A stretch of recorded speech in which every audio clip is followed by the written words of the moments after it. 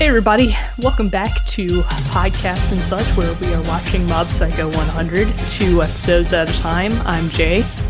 And I'm Luke. Today, we are watching Season 2, Episodes 1 and 2, Ripped Apart Someone is Watching, and Urban Legends, Encountering Rumors. Yes, we are. Thank you. Yeah, so I guess I didn't do this last time because I don't know. I'm a bad podcaster. What we got a new OP, Yes. new intro. I thought we did discuss it last time. Well, we did discuss it like 2 episodes in. Oh, okay. Yeah, and I had the excuse of, oh well, I let you marinate on it a bit, look at it and watch it a couple of times, but And we all saw through you. Yes, absolutely. Yeah. Yeah, so new OP. I very much enjoy this song a lot. It is cool. I don't like that they didn't choose to put the subtitles on screen. Yeah, I feel like what was I watching? Did I get to like episode 2 and they for whatever reason did put on the subtitles and then they didn't, and then I don't know. Is it one of those animes? Yeah, I think they might alternate. I'm not sure. Didn't that happen in Evangelion as well, where like so even in Japanese and sometimes they were in English. Yeah, sometimes when we watch My Hero as well, they sometimes do that where they'll show here's how it's pronounced in Japanese and here's what it's actually saying in Japanese. Yeah. I want to know what the theme song's about, but I don't know. Well, I mean, it's about crying your life and crying your psyche. What does that mean? Digging your anger up, feeling your frustration. Okay. Yeah. Okay. I mean, whatever. Yes. I mean, a lot of it is in English. Right. I mean, some parts are in English, but then like when there's no subtitles as well, it's hard to make out like what am I trying to in my brain turn into English phrases. Oh, I see. Yeah.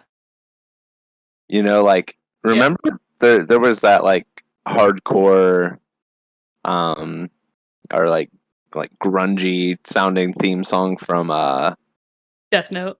From Death Note that I thought had like English phrases in it, but it like I don't think it did. It doesn't at all. Yeah, you're right. Yeah, I don't think that one had any English phrases in it. Yeah, because your mind just does that if there's no like indication of what is actually being said. True. I will. I don't know. Send you a link to the English lyrics if you'd like me to. No, I want the show to provide that. Oh, okay. If the show doesn't provide that, then I'm just going to continue to not know what it says, Well, they didn't do that on HBO Max either, did they? I thought that the first one had subtitles. The first OP. I don't remember. I know it at least had subtitles for the 1, 2, 3. It had the subtitles for the 1, 2, 3, and then it said singing in Japanese. Okay, yeah. Yeah. Yeah, I mean, so maybe it was just that there was any subtitles at all. Okay, when watching it on HBO Max, that made me forget this like critique well, and again, or whatever. In the first OP had the mob, what do you want and all that, and then the Japanese, in the Japanese bits were mostly saying. What did it say? They said like stuff about like Demon Rush and Salt Splash and stuff like that. So a bunch of stuff that just kind of toss away phrases and special moves and stuff, and then if everyone is not special, blah blah blah. And so a lot of English in that one, and a lot of English in this one too. Yes, there is little bits of English, but I was just like distracted, I guess maybe by the lack completely of captions. Oh, okay. Yeah, well, I'll find you a captioned video or something. Yeah. I was happy that because I don't think there was for the OVA. Yes. The OVA didn't. Yeah, you're right. The OVA didn't have captions, and I don't know why. I think it was something about it being simulcast only and not uncut or something. It was weird. Yeah, so I was just worried that we were entering into a captionless reality. You know. No, we're not. We're not quite there yet. Not quite there yet. I was concerned. Yes, you're right to be. But we're fine now. The OP, right? The OP was cool. The OP is very cool. I like I said, I like the song a lot. It's very fun. I'm not used to it yet. I've still got. I'm still more connected to the original. Okay, well the first song is very, it's very baffled by Mob. Mob, what do you want? And this one's just like, let's go, Mob. Let's go fight somebody. Let's go. Let's get in there. Dig it up, Mob. Dig it up. I'll have to continue to ruminate on that. Yeah, yes. And any particular imagery you enjoyed this time around? No, I'm still taking in all the imagery. There's a lot, yeah. It's a lot. I'm remembering off the top of my head like the line of people. Oh yeah, the dominoes, yeah. Yeah, the dominoes of the characters. Yeah, I love that. That's fun. I'm remembering the little mob figures that the zoetrope. You know what those are? No. So zoetrope is it can be 3D images or whatever. Gosh, how to explain this succinctly? Basically, if you spin some images at the correct RPM, it can look like movement. It's kind of very early animation. Scott the Woz. Yeah. That early animation video he made, he mentioned zoetropes, but he used something else with like mirrors. Gotcha. I was looking up that video just this week because I was like, oh, maybe I can show it because Scott the Woz talked about it in his young Scott video, We don't talk about Scott the Woz anymore. Oh, yes. Because he lied to us. Not after the carpet deception. That's not his real carpet. He's not on his hands and knees opening video games. How dare he? How dare he do that to us? Well, cool. Now I get to include that image in our YouTube video. Yeah. What a disaster.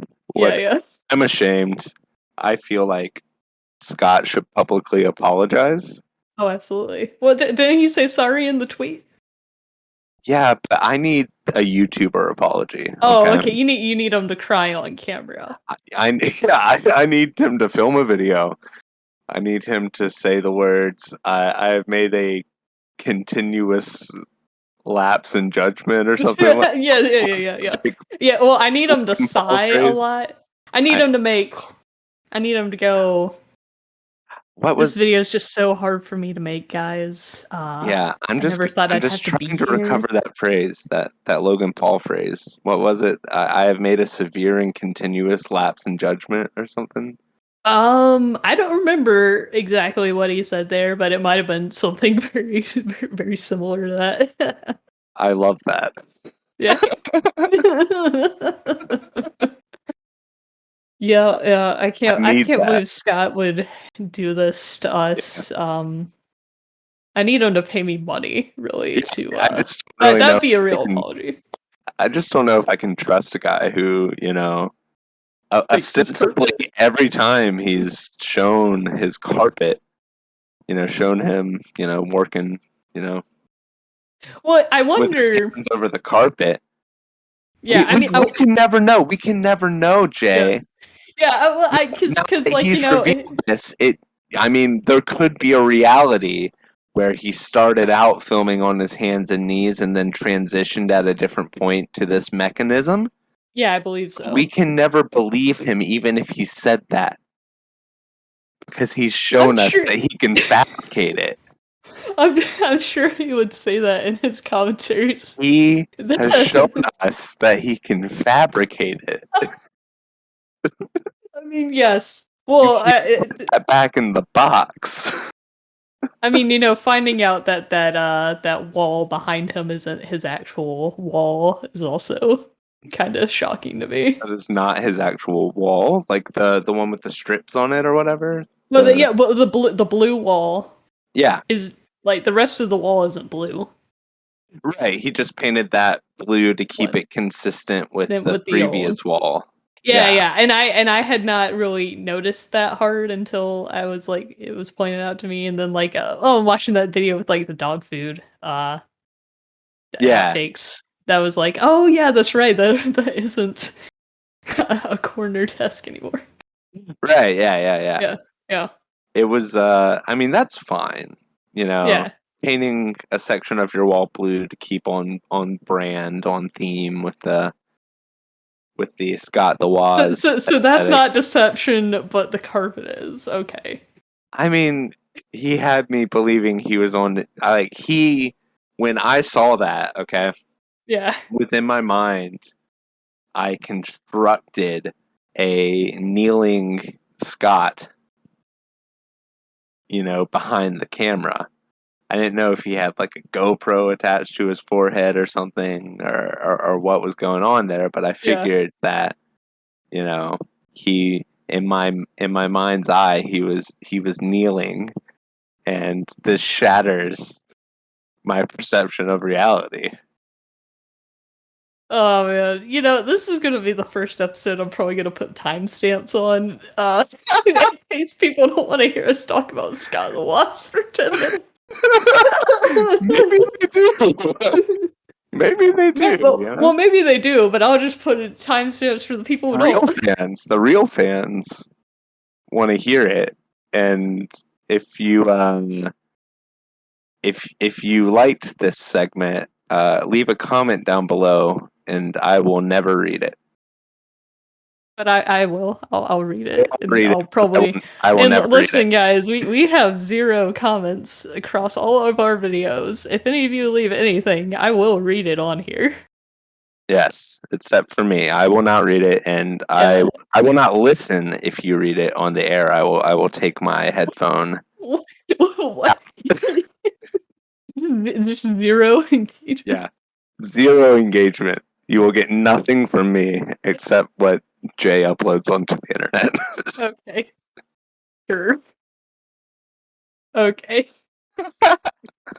Did you have anything else you wanted to say about the OP? You like the zoetrope. You like the little mob figures. You like the illusion of movement spinning at a correct RPM. Yeah. And we got some good cactus head terror representation, even though the cactus is dead.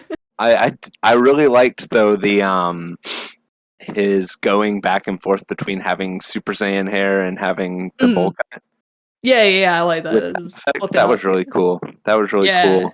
And then Ritsu was jumping on his hand. Yeah. Yeah, hand. Yeah. And I like the implication of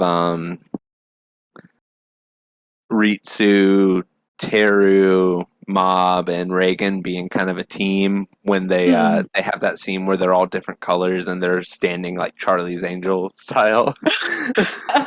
Okay, I usually hear the comparison to JoJo's Bizarre Adventure, but Charlie's Angels works too. I'm not a weeb. Okay. So I am unfamiliar with JoJo's Bizarre Adventure. Okay, yeah. And I never will be.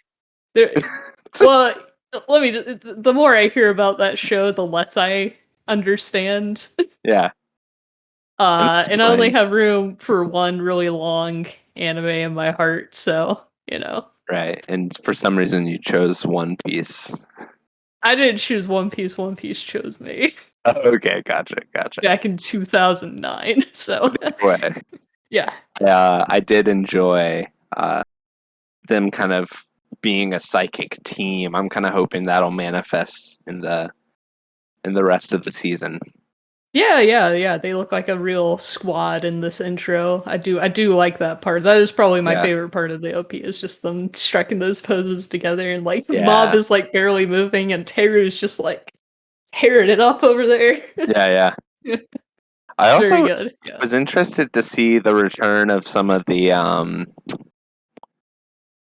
what do we call them? The claw guys. Oh yeah, the claw guys. Yeah, the claw guys are in the intro. Yeah. So I'm guessing some of them make some sort of return.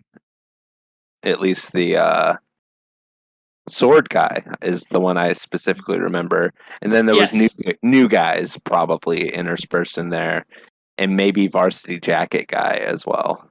Yeah. A lot of guys showing up. Varsity man was in there. Varsity man.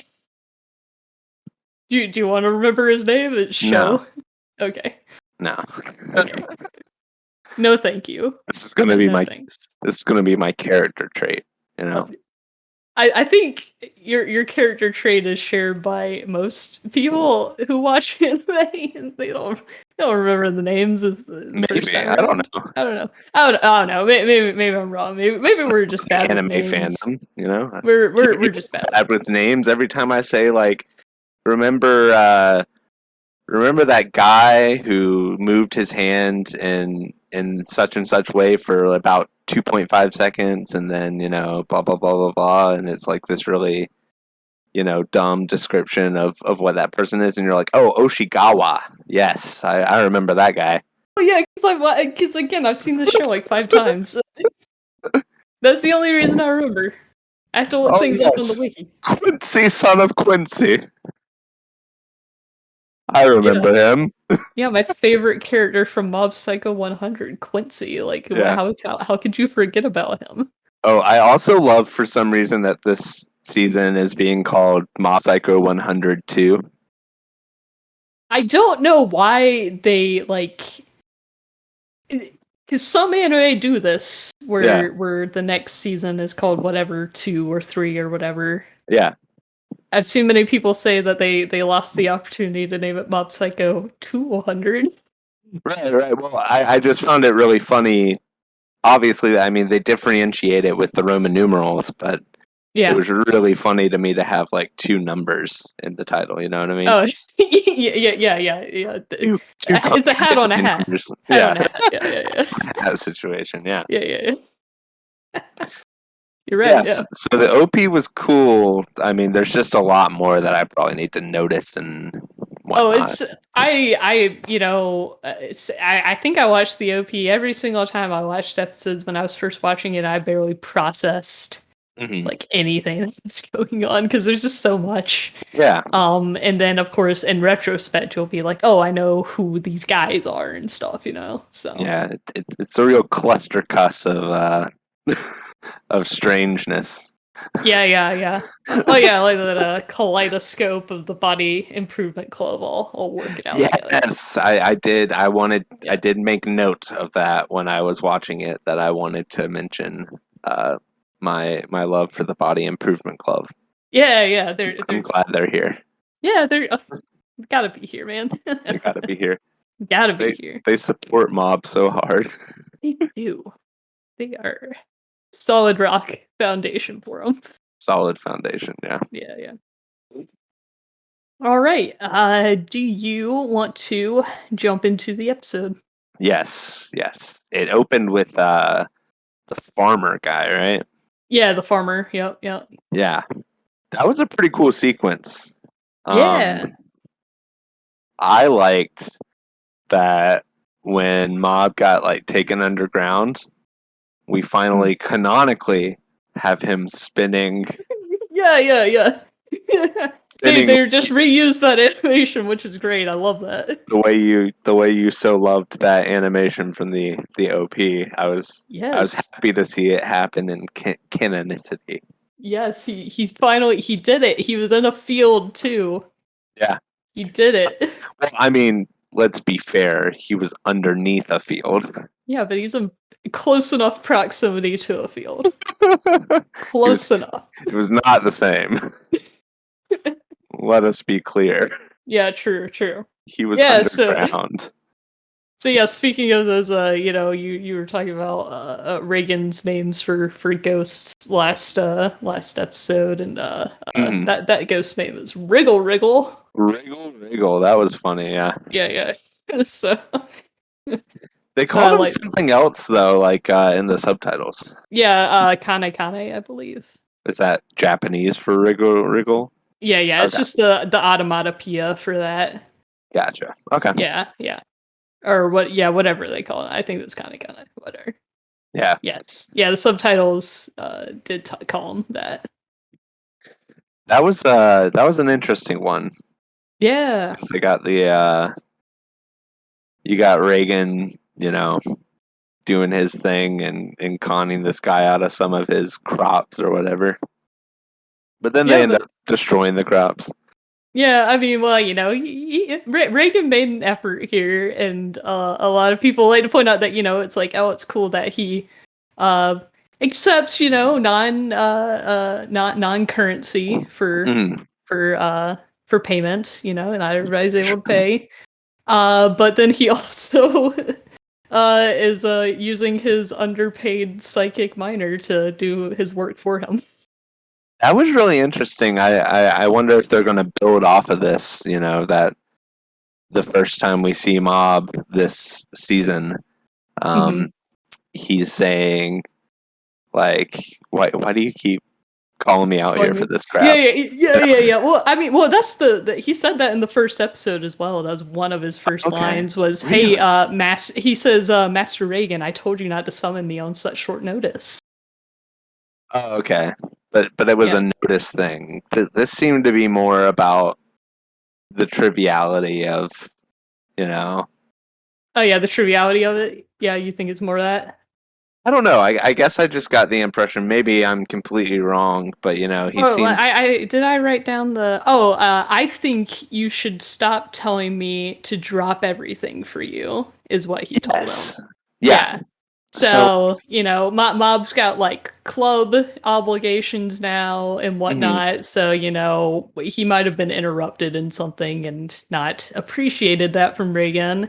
And a younger Mob didn't have any obligations and was just kind of probably able to drop everything. Well, I also just saw that as more of like Mob starting to assert himself a little bit. I don't know if that was maybe a seed that is being planted at the beginning of the season that might go somewhere. I don't know.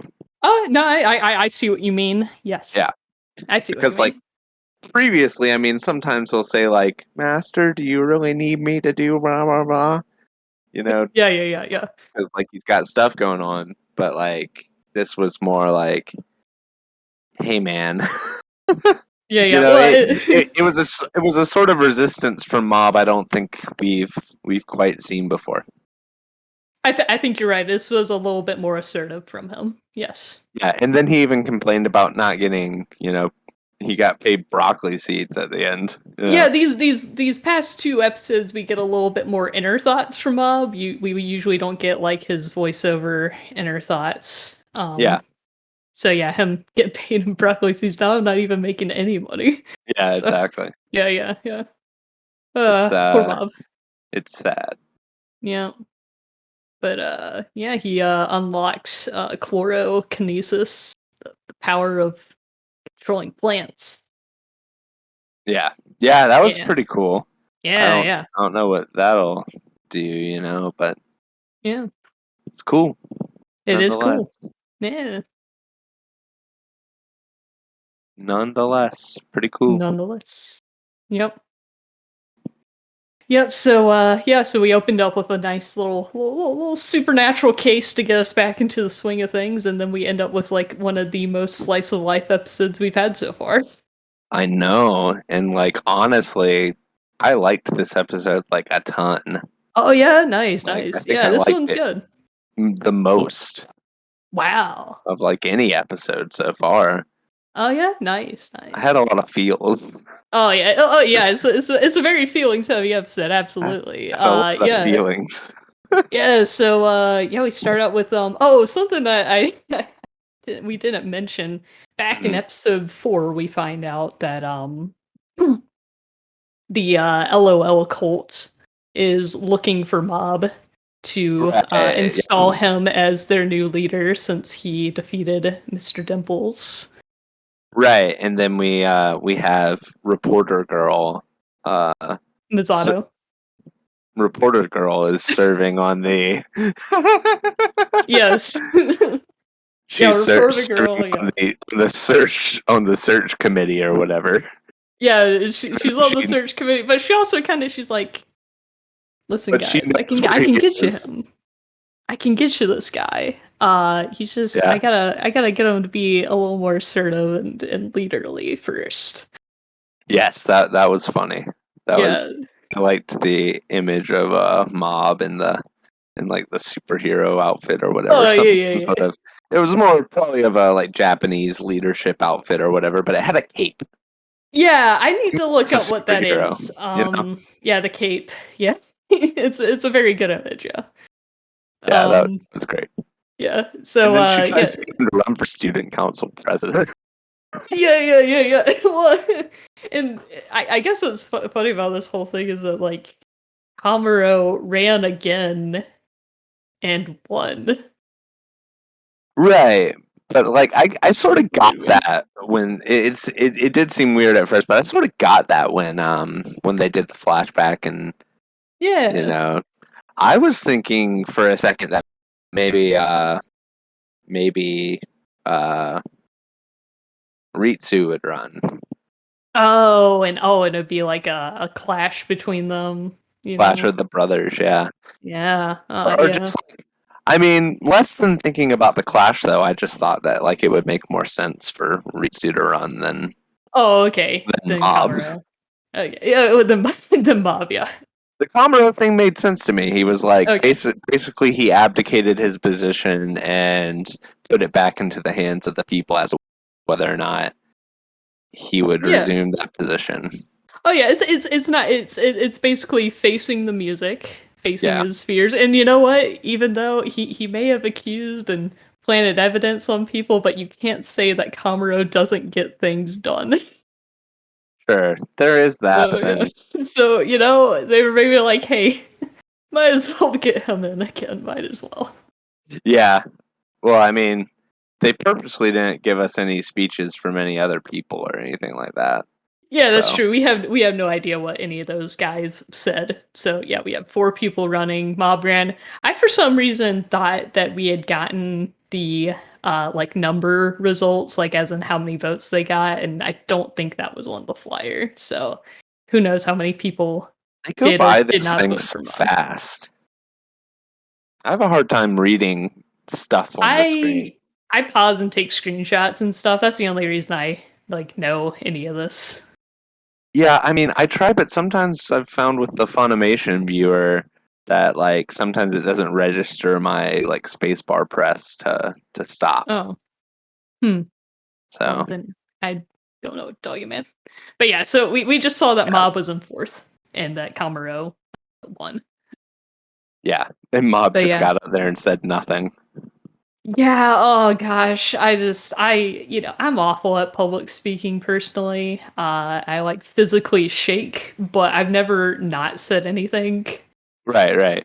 Yeah, oh gosh. Well, in 5 minutes, that's a long time to be speaking. Like, that's a long time. It's also a long time to be saying absolutely nothing. Yeah, like, yeah, but like, why are they expecting middle schoolers to speak for 5 whole minutes? But I guess that's the allotted time. They don't actually have to, I guess. Right. Mob I guess Mob just like to stand there. Yeah. For 5 minutes saying nothing. Oh God. Ugh. Oof. Big oofs. But then he attracts a lady. Sort of. Their love story was complicated but beautiful. Sure, yeah.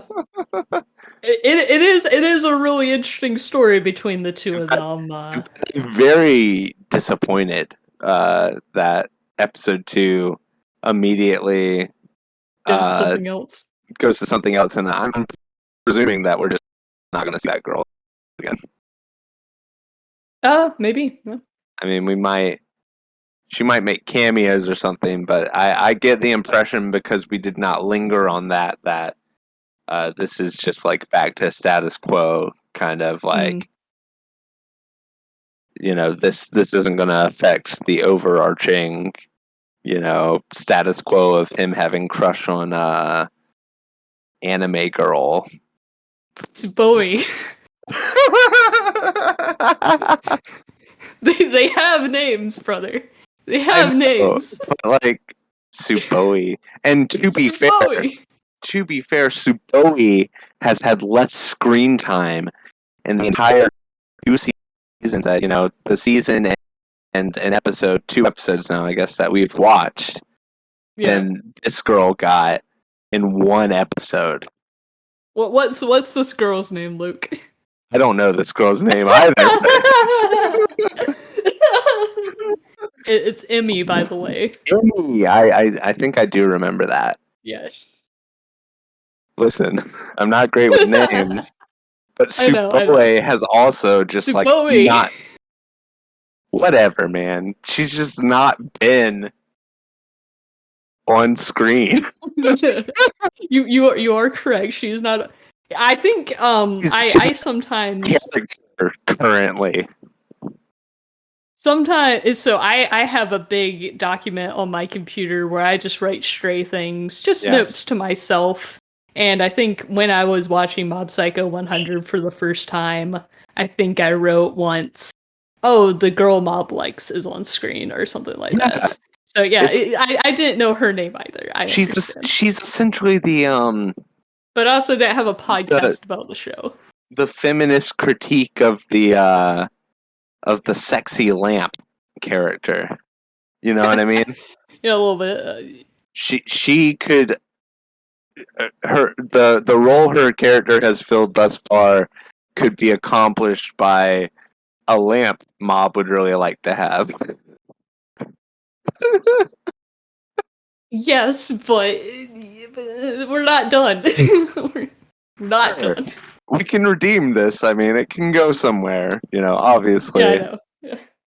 But presently, I know. I do not know her name because the show has not deigned to tell me who this person is.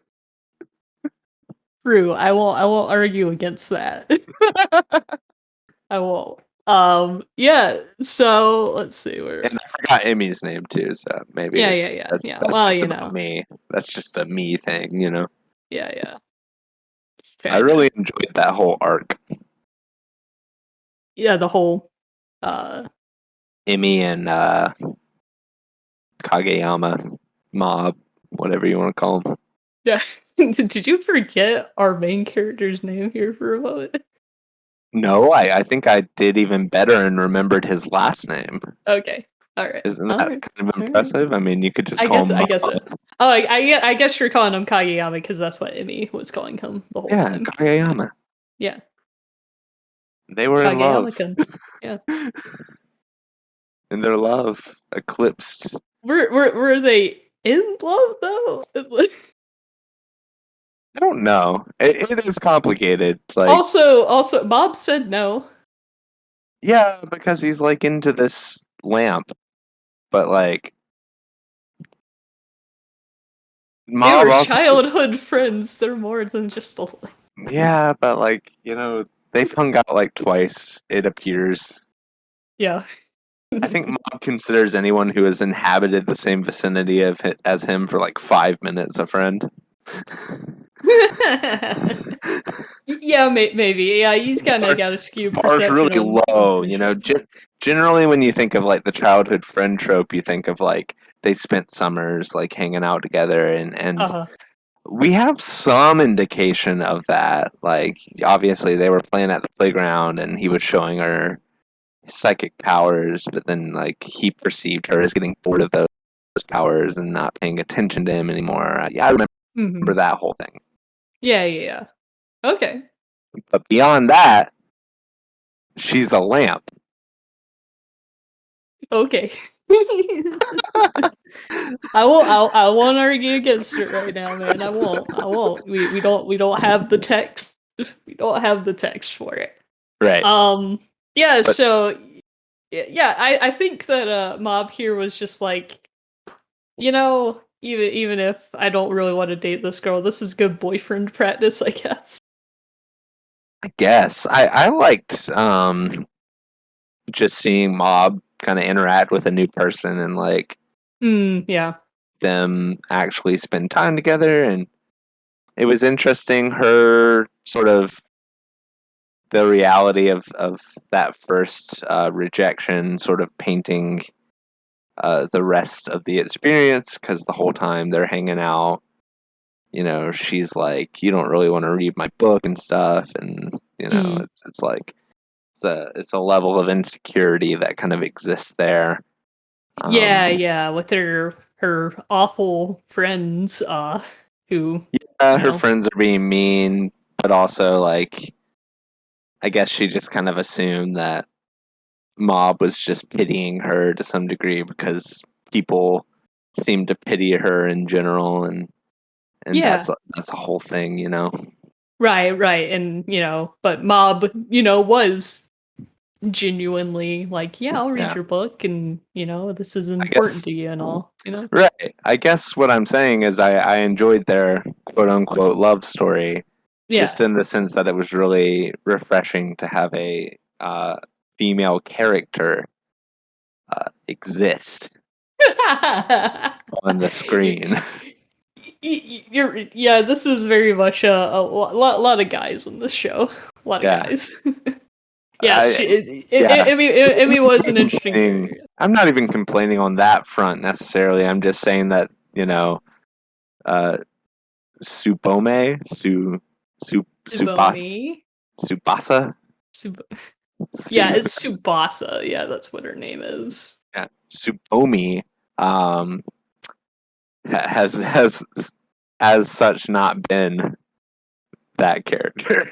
Yes, I get you. I get it. It's nice to see Mob's interactions with Emmy here. Yeah. There was no twinge in me, like there was no back in the day I used to be a shipper. I've existed in that space before, and I've been into the whole like drama of the Naru Saku versus Sazu Saku debates. I've been on fanfiction.net. I understand not seeing a lot with Mob and Tsubomi. I very much I get it. Absolutely. It did not, this relationship popping up did not activate my shipping, like, stay away from my OTP. Right. You're like, this is the OTP. It was closer, to being anything.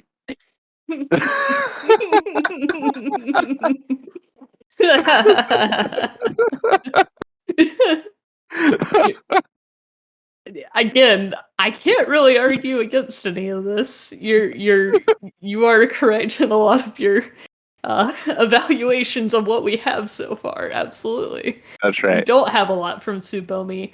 Even Mazato's a little bit like, why do you like her? And Mob's just like, I don't know, childhood friends.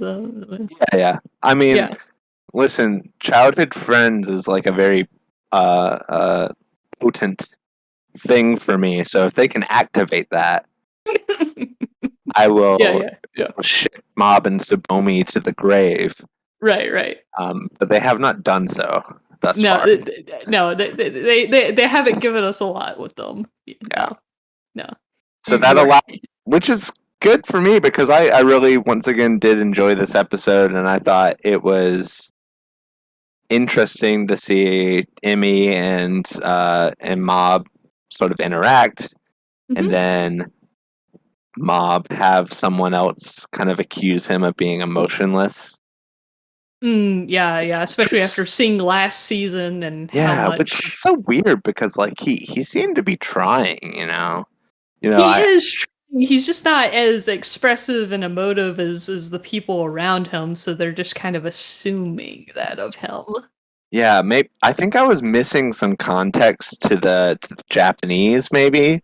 When he said a lot of words, and she took that as like you're not commenting on the substance of what I've written. You're just commenting on the amount of words used, or because like that was something that the other girl mentioned when she was ridiculing her. Yeah, you know a lot of big words. She was like, "What's with all these big words?" You know. Yeah. Well, I mean, it's because I guess Mob is not a very good literary critic or whatever, or I don't know how much he understood, because we have no idea what the contents of the story is at all. So right. It's hard. It's just called like adventure, right? Yeah, something like that. Yeah, so we don't. So I think that I don't know. I guess Mob just. Yeah, I don't know. I don't know what Mob was trying to do there exactly. He was just saying, "Oh, you sure do know a lot of words," I think he was trying to be complimentary. Yeah, I think he was trying to say. I thought it was very innocent myself. I thought, Oh yeah, it's innocent for sure. He's very sincere in that evaluation. It's like I don't know. Mob, you're in 8th grade. I do not expect you to be a very good literary critic. Right.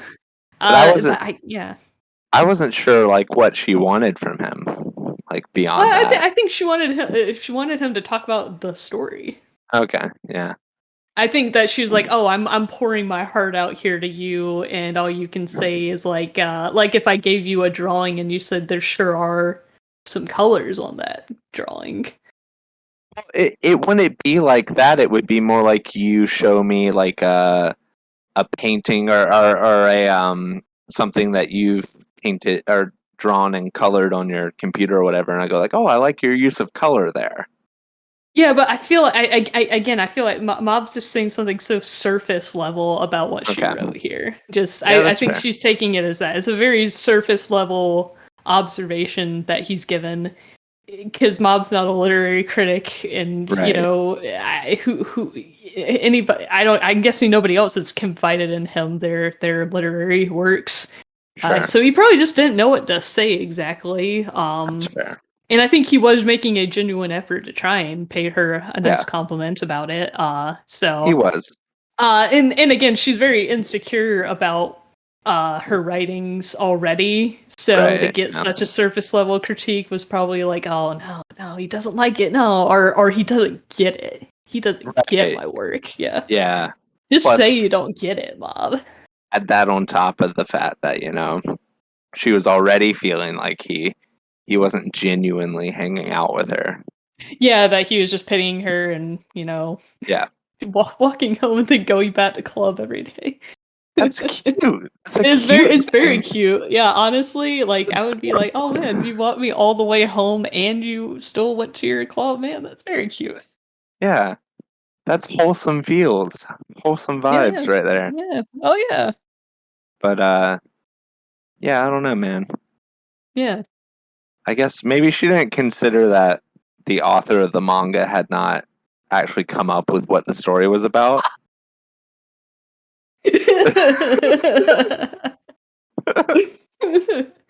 Well, I mean, if one wanted to have Mob give like a genuine criticism, he would have given it, or any genuine observation, like, "Oh, I really liked the main character. I thought they were very nice or brave or genuine, or like he could have given something about like the characters." But again, he's just saying it's like if you handed me a book and I read the whole thing and then said, "Wow, I really do like the cover of the book."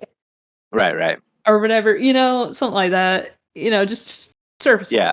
And that sort of reiterated in the girl also commenting on the big words. The big words. But like yeah. She was doing it from a mean spirit while Mob was just like cognitively incapable of further evaluation. Yeah, possibly. Yeah. I'm not really sure. Yeah, why Mob could only make a surface level observation of this, but yeah. Yeah. Well, yeah, because Mob has written a book. He should know what. Yeah. Yeah, he has written a book. Yeah, you see that's the only reason the OVA can't be canon, or else he would have brought that up. Yeah, exactly. He's like, "Oh, you books, me too." Yeah. Yeah. Oh man, the OVA is not canon. No. Unfortunate. Unfortunate. But yeah, I really did love that last scene where they've ripped up her book and Mob comes up and starts picking up the pieces and says it's not litter to him, and he says, I have feelings and they tell me what's important to my heart. Yeah. Oh, it's so sweet of him. Well, and again with her, I got the feelings. Well, and the fact that he did that even after he found out that she was asking him out under false pretenses like this, that just shows such a level of forgiveness and grace from him. It's so good. Yeah. Oh, it's so good. And they had a bond. They spent time together. That was really cool. Yeah, they really did. Yeah. And obviously she left an impression, or he left an impression on her with the whole, oh man, psychic middle schooler. Maybe I should write about that, huh? Yeah. So I would like to see Emmy come back personally. Mm-hmm. Personally, I've shipped her and Mob much more than Mob and Supomi. Oh, you got her name. Yeah. Yeah. Mob and Anime Girl. Mob and Anime Girl with her big ol' anime eyes. Big ol' anime eyes. Yeah. Yeah, so yeah, anything else about this particular episode that you wanted to bring up? I think it was really good. I think another sweet moment was when Ritsu found out that Mob was running for president. He's like, "Oh, I was gonna vote for Kamaro or whatever, but now this changes things." Like, yeah. And he gets that really intense lighting. It's like it's like Ritsu. Everything. I feel like you should know that your brother is not suited for this position. He wants to uplift his brother, okay? Uplifting. Sometimes encouragement and uplifting does not take the form of telling someone that they're capable of doing something they're entirely incapable of doing. Hey man, with some practice, Mob could stand up in silence for 4 minutes instead. Right, yeah, he totally could. I'm not saying that you should encourage someone's goals, but it's just if you told me that tomorrow you had decided you're going to fly out to climb Mount Everest, and if I just went wow, Jay, I believe in you and I think you can do that, that would be really dumb and you would die. Ritsu had just been saved from kidnapping by Mob. Maybe he's like, man, my big brother can do anything that he puts his mind to. Well, I'm glad he had those illusions shattered. Wow. Goodness. His big brother cannot do anything. Oh, God. He can do a very specific set of things that are great. Yeah. And that we all appreciate. Yo. True. Yeah. Yeah, I think my highlight was him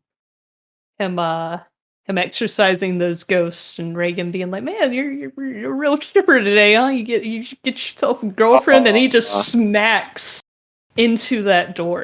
Yes. I just remember that. That was such a something I would have felt like I would have done in middle school or something, Oh yeah. Sort of that sort of awkwardness around girls or whatever. Mm-hmm. Love it. It. Oh yeah, and the Body Improvement Club, they're very supportive of Mob. Yeah, kind of getting a girlfriend. They're like, that. No, Kageyama, you go walk her home. Go do it. Right. They were also very supportive when he ran for president. Yes, yeah. They were just like, Mob, yes. You can do it. And then see, they were wrong. Yeah. Mob couldn't do it.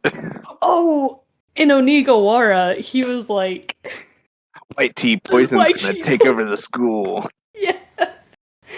He's gonna do it. He's gonna take over everything. Yeah. Gonna do it. That was very funny. I enjoyed watching people's expectations of Mob come crashing down to reality. As if Mob needed to be knocked down another peg, you know. Well, I don't think he needed to be knocked down a peg, but it's just like if everyone's got this like this crazy delusion about what Mob is capable of, they'll never be able to help him set like proper boundaries or take proper steps to get to maybe those places, you know. Okay. I'm not saying that like people are incapable of change in their lives. I'm just saying that more likely than not, you have to take these sorts of things at a much smaller and slower pace. Okay. You know? Yeah. So running for treasurer instead. Well, or just like, you know, taking on some level of responsibility like in a club or something. Yeah, that's true. Before attempting to take responsibility for like a whole school, you know? Yeah. True. Yeah, it's like baby steps. Yeah, you're right. Or just be able to talk in front of like 10 people before you try and talk in front of 100 people. Well, I mean, I feel like, you know, Mob's in middle school. He's probably had projects before. And he's probably had to speak in front of the class or whatever. I think, it being in front of like a big assembly like this was probably a little overwhelming, and also it doesn't help that Misato is like, all right, Mob, this is your one and only chance to get a girl to like you. Yes, that was funny too. Yeah. Like, Misato, stop it. And in the end, he kind of sort of did get a girl to maybe like him. Or at least pretend to for a week. Yeah. Which is better than a lot of us get, you know? Wow. Sure.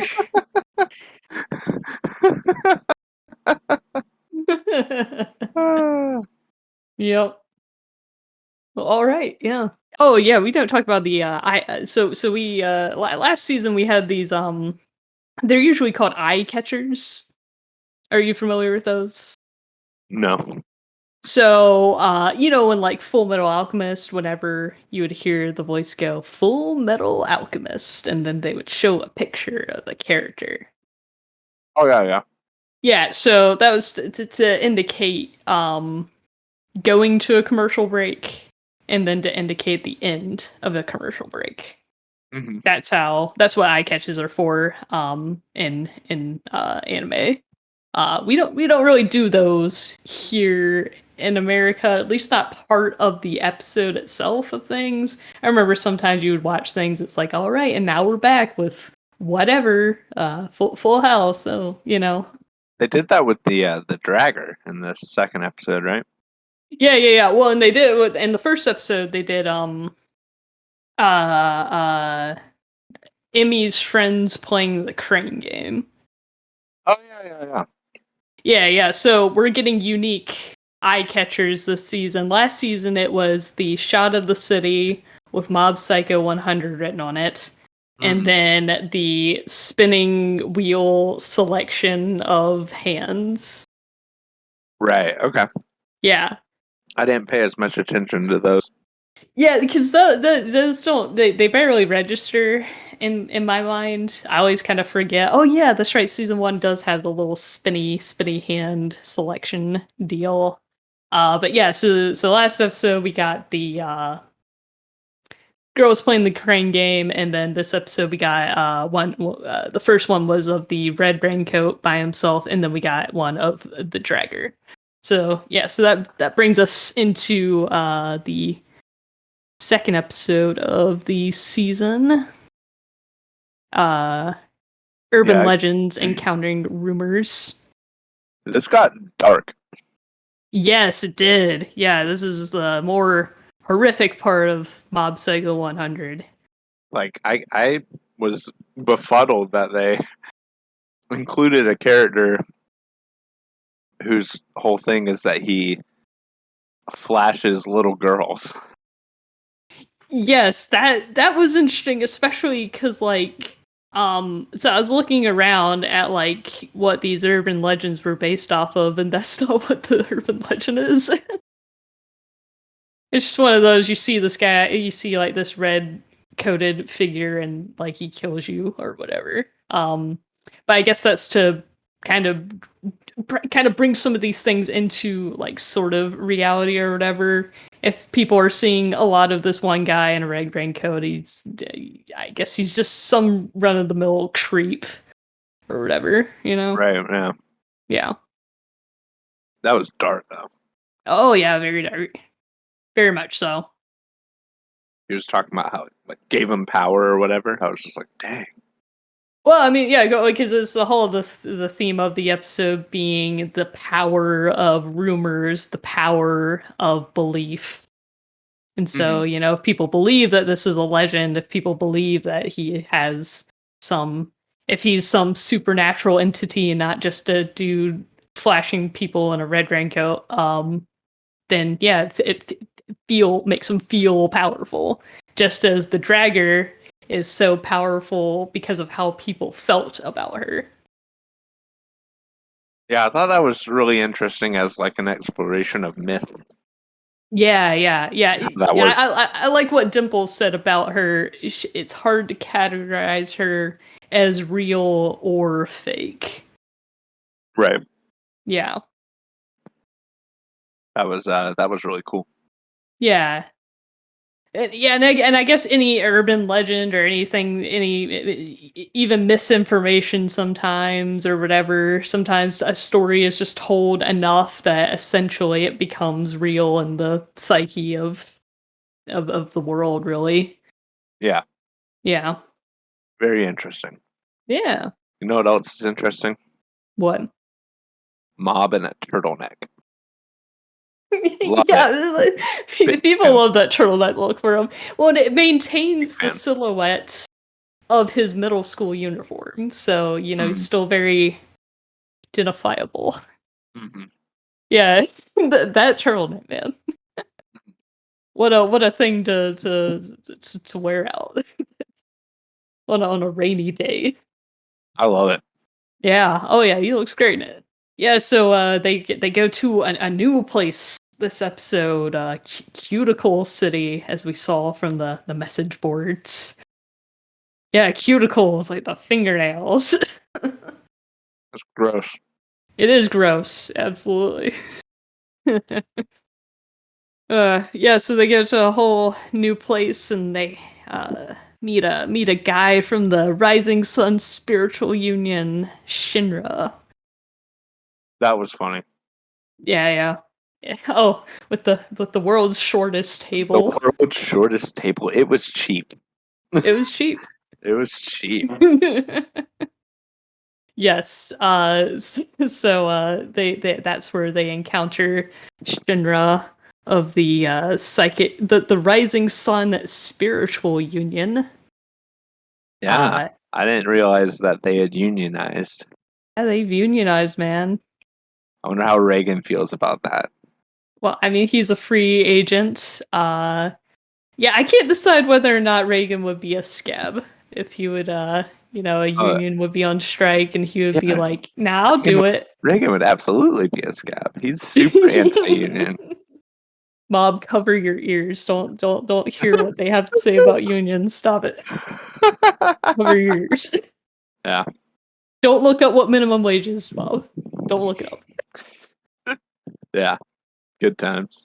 Which, by the way, is 900 yen instead of the 300 that Mob is being paid. Oh, cool. Also, Mob is too young to be working in most prefectures in Japan. You're usually supposed to be 15. Oh, you know. Who hasn't broken some child labor laws here and there? Yeah, you know how it is. You know how it is. Yep. So once again, Reagan here automatically assumes any psychic or anybody claiming to be a psychic in his life is probably a fraud. Is what he assumes. That was really funny. So you're another psychic. Businessman. Businessman. I am an international businessman here on international business. That's How I Met Your Mother. How I Met Your Mother. Okay. Oh, yeah. International. Yeah, there you go. We are international businessmen. An international businessman. Absolutely. Yep. Yeah, so absolutely automatically assumes that this guy's fake too. Yeah. And then a lady approaches them and says, "Hey, I've got spiritual ghost problems," and they both answer her at the same time. So we don't actually know who she was approaching there. Maybe Reagan, because he's got the sign and everything. Mob's got the big sign that says, free consultation or whatever. Yeah. So no. I'm remembering they sit down with her to ask her about her problems or whatever, and she asks them to look into all the urban legends and all that stuff. But then after that, they go walking down the alley or whatever with Shinra? Shinra? Yeah, you got it. I can remember that because of Final Fantasy VII. Oh, okay. Cool. Awesome. Mnemonic devices, Luke. Use mnemonic devices. I found it hilarious that the union guy was actually charging significantly more. Yes, than Reagan is. Do you want to hear the price differences here? Yeah, sure. Because it was like he was charging. Reagan charged 20,000, right? 20,000 yen. Yeah, and then he said my starting price is 200. 200,000. Yeah. Yeah, and when I hear yen, I'm just like, I have no idea what that means. So Reagan is charging for this job $145. Okay. Though I don't. With global inflation, I have no idea what it was back in like 2016 or whatever. Okay. Yeah. But so Shinra's starting $100. Yeah, I don't know.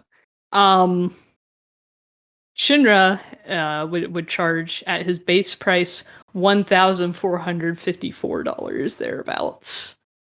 Crazy. And then he said, but for this job, I would have done it for about 500,000 yen, which is about $3,635. Right. So I'm unsure if Reagan is severely undercharging or if they're overcharging. I think we're supposed to go, oh, that sounds like too much. Yeah. I got the impression, I don't know if it was supposed to be like commentary on this or whatever, but it seems like Reagan to some degree is also not that bad of a guy. You know what I mean? Yeah. I think so. I think it's supposed to be that. Though I guess the problem is that I don't know what a exorcism would cost in real life. Sure. So, but yeah, I think it is supposed to be that, again, Reagan accepted vegetables for payment last episode. He's a man of the people. Right. But then on the other side of things, it's like good guy Reagan versus scumbag Union. Yeah. Yeah. Yeah. One is firmly anti-union. We can tell from the text here. Yeah. And it's like they have to charge so much for their exorcisms because they're paying union dues. Yeah, for all those dues, man. For all those dues they're paying. Yeah. Yep. Reagan, the free agent, comes in and cleans the city up, man. Indeed. But yeah, so that was fun. I like. Yeah. I wanted to bring up the amount of. I guess we're only 2 episodes in, but each of those episodes has had like a video game scene. Yes, yeah, that's right. They did the pixel art in the last episode with Mob growing the tomato. Well, not even Mob growing the tomatoes. It was just right after when Reagan ate one. Yeah, and right then after he was Reagan like 0% umami. Yeah, which is good, right? Like he's saying it doesn't taste good.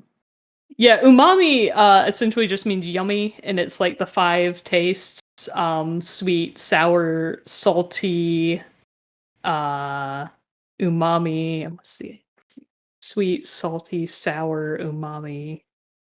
What's the bit? Savory? Bitter. Okay. Bitter. Yeah, umami and savory are essentially the same thing. Which is why some people are like, wait, are tomatoes savory? Yeah, umami sounds stupid. It's the equivalent to savory. Offend Japanese culture. What? Real Hold quick. on, sorry, you cannot. Just to have a flavor called like yummy. Yeah, That's not a flavor. I mean, it's supposed to be meaty, savory, or whatever. Okay, gotcha. That's what umami is. Well, anyway, there was yeah, two video game things, and after that they turn into character sprites, which was cute. Yeah, them doing a little fighting game sequence there. That was cool. And then when big old bead man Shinra. Big old bead man finds Red Raincoat Man, they do a Street Fighter style brawl. Yeah. And that was really cool. Yeah, that was fun. Yeah. Doing their little I always love idle animation of characters just kind of raising their fists and Yeah. Yeah, I thought that was neat. I'm not entirely sure like why we're if suddenly getting these, like we didn't have anything like that in the first season, did we? You're right. None of that's from the manga either. I think it's just kind of an yeah. None of that's from the manga. That just Bones is having fun. That's cool. I appreciate that, especially if like the series is taking off, Yeah. Well, this whole thing's like a big like passion project of some of the like directors. I need to look up those interviews or whatever, but a lot of people working on this like really wanted to make this show. And so I think that's a fun comedic break to make their little scuffle that happened in the manga a little less serious because he is fighting a guy who is flashing small children. So yes, gotta add some levity to the situation. It did add levity, and I liked that, and I liked the references to like their high school careers. Yeah. Yeah. I was in the sumo club in middle school. I was on the track team in middle school. Yeah. Yeah. That was very funny. Yeah. But I like that they added those little video game touches. Mm-hmm. Very fun. I didn't realize it wasn't in the manga at all. That's kind of adding more points to the anime for me. Oh yeah. Well, again, this is very. I said it episode 1 of last podcast, and I'll say it again. A very lovingly made adaptation. Like a lot of heart put into this. Awesome. Yeah, absolutely. Yeah. Mom, what do you want? Get ready. Wake your psyche up, mob. Let's go. Dig your anger up. Cool. Yeah. Yes. Yeah, so we got all that. Oh, we got kind of a new dynamic this episode with Dimple and Reagan. Oh yeah.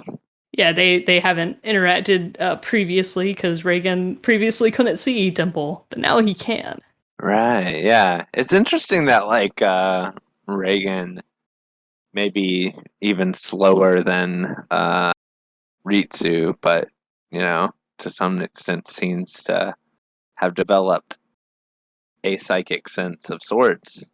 Yeah, of sorts. Yeah. Yeah. Well, Well, and he could see the well, I guess I don't know. We don't know if people who can't see spirits couldn't see the dragger because everyone there could see spirits.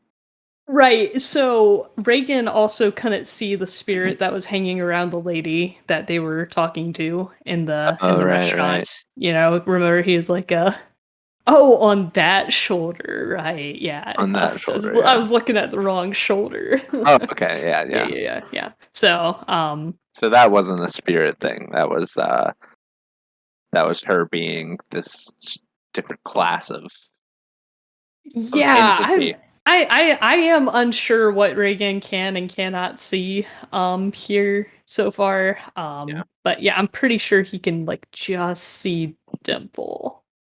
Okay. Yeah. Well, that's fine. Yeah, yeah.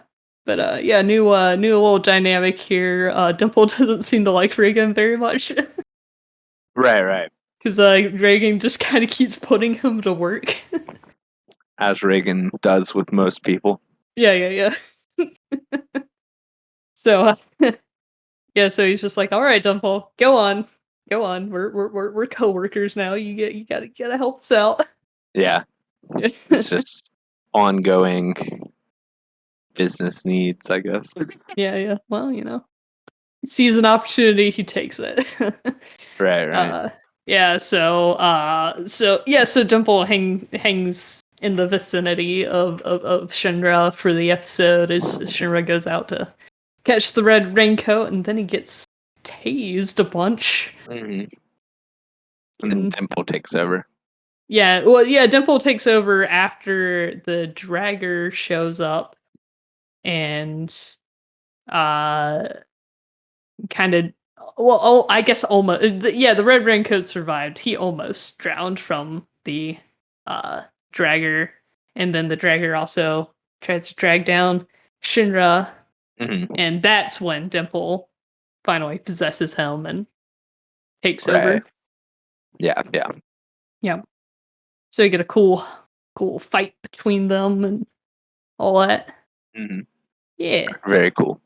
A lot of claws and got the old I almost got stabbed, but I had an important object get stabbed instead.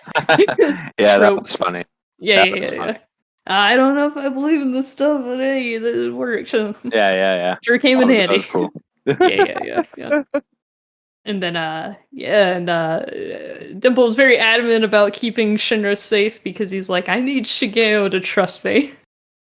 Right, He'll be a big star one day, and I cannot let him down. Yeah, that was cool.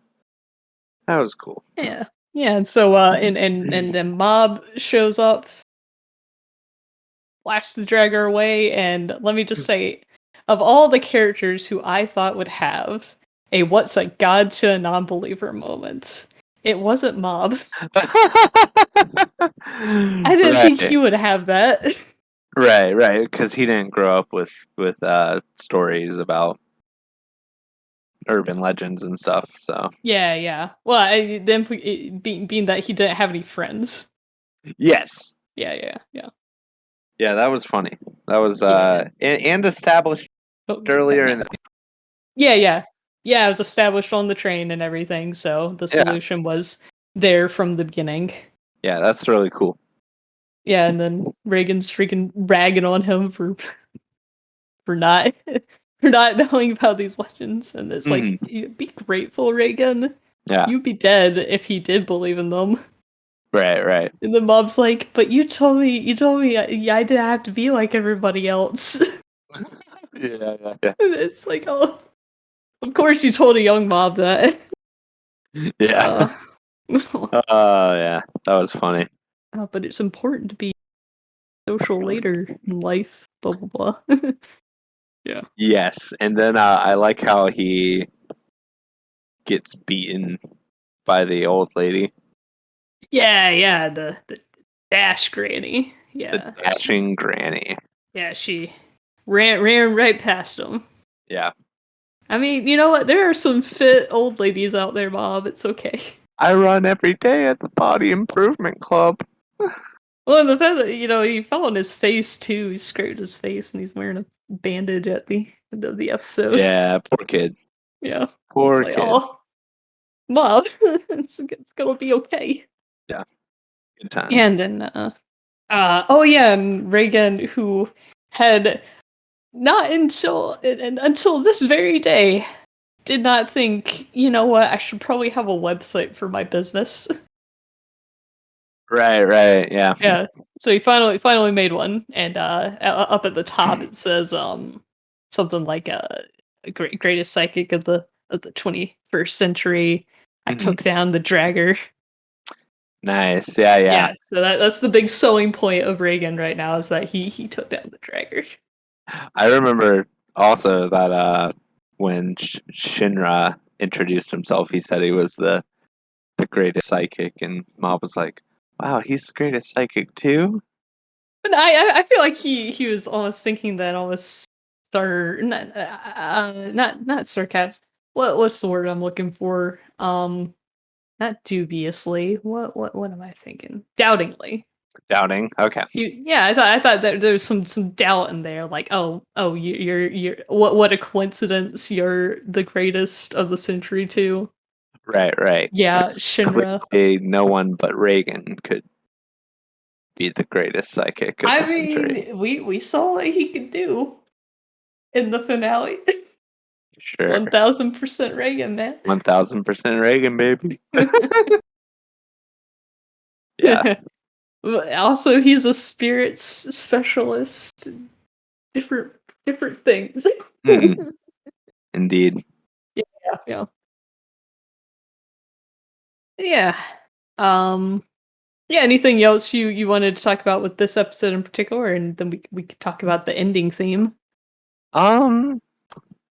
I guess I did want to mention the creepiness of those dolls. Yeah, dragging around baby dolls, man. That's a really good shorthand for something being creepy. Ugh. I've always been off put by dolls too. I used to like dog sit for somebody who had a lot of dolls. Yeah. On like the shelves, and I hated it. Yeah. So like overall, this episode was pretty cool. Mm-hmm. But I guess contrasted with the first episode of the season, I liked the first episode a lot more. Okay, yeah, that's fine. Yeah. Even though this one got like dark and had some, I'm here for the feels.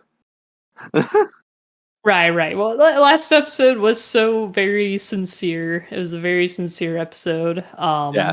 And really got to show off, who Mob is now. Like after last season, he is making efforts to express himself more and to consider his feelings and all that jazz. Listen to them and remember what's important in his heart. Remember what's important in my heart. Yeah. That was good. That was good. Yeah, it's very, very cute. Very cute last episode. Yeah, he's a very endearing character, and last episode just really hits that home, Yeah. And speaking of endearing and cute, this new ending theme is very cute. Yeah, I saw them. What am I thinking of that? Is that right? No. Yeah, I would say Chibi's kind of in that wheelhouse. Definitely some kind of almost like in my mind, like paper doll children's book aesthetic. Yeah. There's something real nice about that. I'm going to send you something here. Okay. Oh yeah. So one of the so we get several different we get several shots of Mob and all his friends that he's made over the past 2 seasons here. And one of the shots is of Mob and Ritsu playing in the rain together. And that is this little omake. Omake. Yeah, the little extra comic here. Oh. Okay. Yeah. So this is a very young Mob, with his favorite umbrella. Yeah. Oh, that's funny. Yeah, he just want to get it dirty, I guess. But he wants to use it so bad though, like. I love that's such a Mob. Yeah, little Mob. Yeah, and it's like it's supposed to be a very young pre-Ritsu incident mob. I'm guessing. Yeah, very cute. Nice. Yeah, it's such a little kid thing to do, to be excited about like using an umbrella. Yeah, that's like. Yeah. Yeah. The little children's. Yep. Yeah, so get all kinds of different configurations of Mob and all his friends in this new ending theme. Several different shots of him and all his school friends and walking home, and that shot of him in the classroom, and then him upside down in the classroom with everything floating. Several shots of him holding flowers. Yeah. Yeah. Yeah, it was very cute. Yeah, it was nice. And when we got I guess I'll tell you. So that one frame of you saw it was Shinra and Emmy in the same frame. That frame is going to be changed every episode. Oh, okay. Yeah. So it's based on who was in the episode. Yeah. Gotcha. Yeah. Oh, you know what? We didn't address who was watching. Oh yeah, it was Tsubomi. It was Tsubomi. Yeah. Yeah. Yeah. She was watching Mob be a nice guy. Yeah, and she was like, "Hey, good on ya." Yeah. She noticed him. Yeah. Too bad she's not his senpai. She's not in a grade above him. They're in the same grade. Well, noticed indeed. Noticed indeed. Oh yeah, and she acknowledged him when he was running for president too. She's like, "Oh, hey, it's Mob, huh? Mob, that person that I feel Some way about." some way about. Yeah. Yeah. Oh, it's that guy, huh? Okay. Yeah. He used to float dogs. Then I got bored. Yep. But yeah, so the next episode is called One Danger After Another Degeneration. And Reagan tells us and Reagan tells us in the outro that that they're getting a lot of business from their homepage, but something's wrong with Mob. What do you think that something is? If you had to take a shot in the dark. So, because of the term degeneration, I'm going to assume that Mob has started playing League of Legends competitively. He's trying to climb the ladder to Challenger, and it has ruined his life. You know, I don't know if Mob Psycho 100 gets that sad.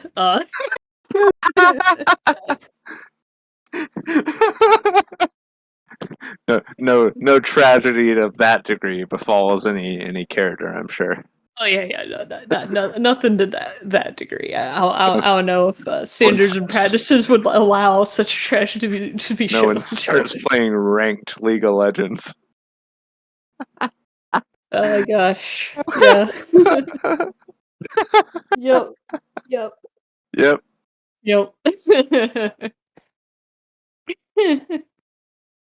Well, so that's what the next episode is going to be about.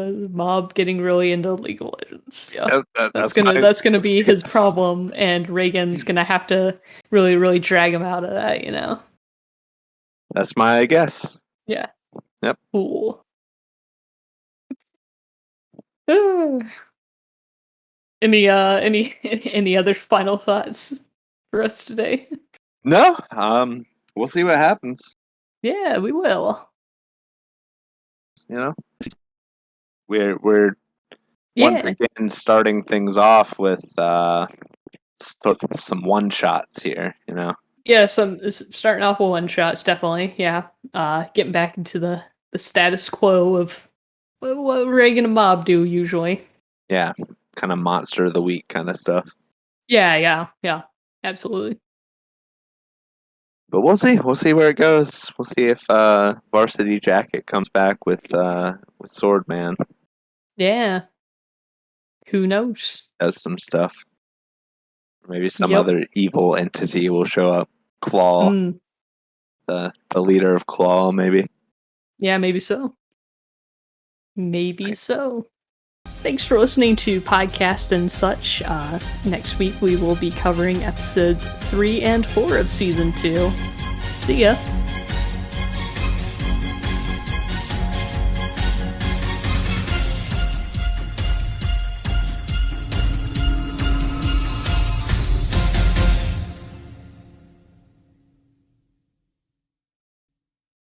Now, before you quit recording there.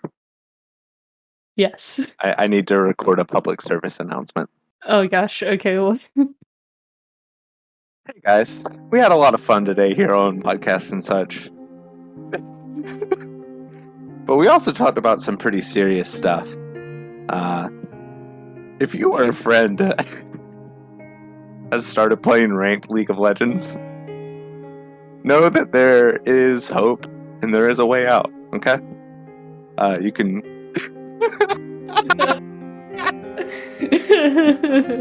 you can find the number somewhere on the internet, I'm sure, for some sort of support group. And yeah, just ask for help if you need help, you know.